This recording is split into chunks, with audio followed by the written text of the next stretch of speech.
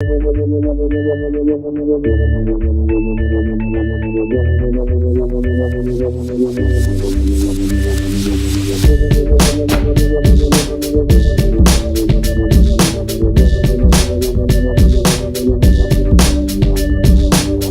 Gallant persevered with the driver.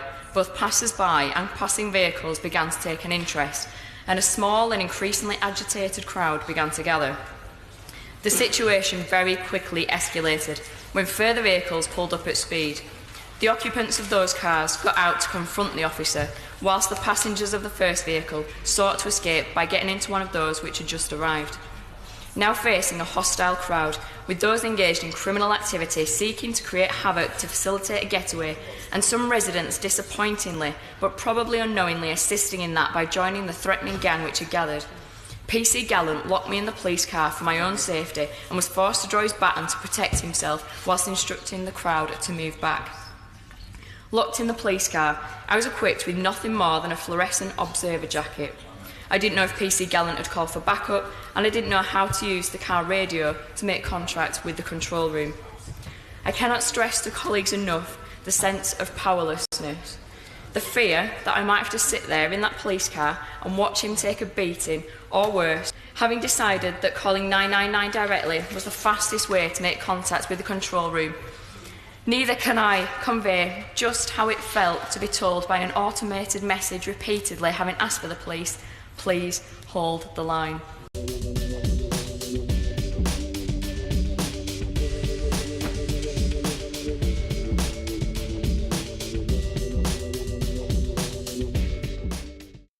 We just had a bit of a wrestle with each other when he ended up taking my radio off me and then hit me across the head about 5 or 6 times with my radio. At this time I tried to get down and tried to sort of somehow get the radio, at which point he grabbed me by the scuff of my collar and started pulling me, to which I started shouting at him to let go. And then he kicked Abby, and I thought that if I can't get hold of him, if I can't keep hold of him here, he's free to assault somebody else.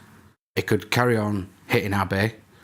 There were quite a few members of the public that had gathered at this point, and I could just feel some punching on one of my arms. And I turned to Abby and I just went, "Just code 0. And she went, "I've already done it."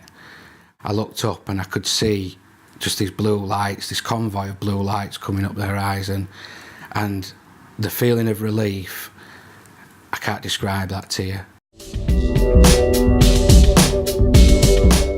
So I've explained to him that I'm going to arrest him under the Mental Health Act and on suspicion of possession of cannabis, and he's just lunged forward and headbutted me in the face. This tooth had been snapped 3/4 of the way up, and this one had been dislodged into my mouth from its socket.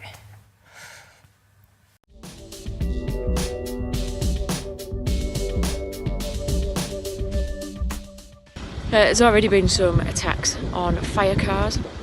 So I'm out with a fire car which has got police officers and fire officers. Really busy period for the fire service, but what's so sad is we can hear incidents coming in over the radio that there are attacks on fire cars and appliances.